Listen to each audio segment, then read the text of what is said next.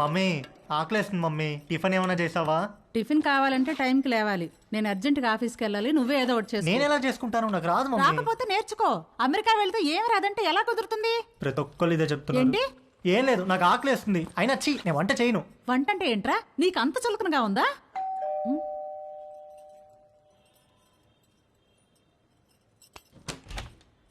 రానీలిమా. Hello aunty, sorry late అయింది. నేనే కిందికి వద్దాం అనుకుంటున్నాను. ఓకే, ఇదిగోండి మీరు అడిగిన ట్రైఫుల్ పుడ్డింగ్.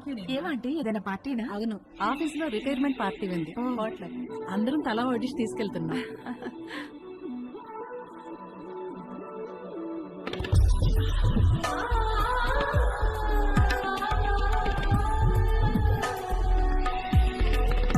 ఓకే ఆంటీ, వెళ్తాను.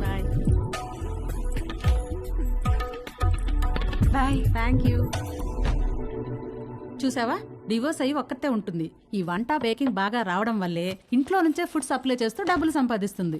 వంట వస్తే ఎంత ఉపయోగమో చూడు. త్వరగా నేర్చుకో. పదండి. అరే, మీ అమ్మ దగ్గర మాత్రం వంట నేర్చుకోకరా ప్లీజ్ రా. అందరిలో భోజనం చేసే ముందు ప్రార్థన చేస్తారు, కానీ మన ఇంట్లో మాత్రం మీ అమ్మ వంట తిన్న తర్వాత ప్రార్థన చేస్తున్నాం. ఎందుకు చదువుతున్నావు అర్థం చేసుకో. అవును, ఎందుకు అలా చేస్తాం? మన ఇంట్లో రోజు బొద్దింకలు కిచెన్ లో చచ్చిపడి ఉంటున్నాయి, చూస్తున్నావుగా. ఎందుకు చేస్తున్నాయి? అవి చావటం లేదు, మీ అమ్మ వంట తినలేక సూయిసైడ్ చేసుకుంటున్నాయి. ఓకేరా, బాయ్.